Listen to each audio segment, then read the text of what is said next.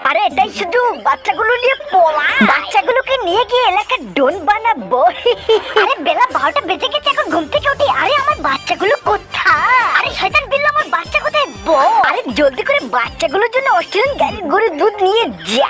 বাচ্চাগুলো মজা করে দুধ খাও, আমি তোমাদের জন্য আরো খাবারের ব্যবস্থা করতেছি। ওই শয়তান কইতাছে আমার দেশি মোরগটা দিয়ে যা। এই তো বাচ্চারা মজা করে লেগ পিসটা খা।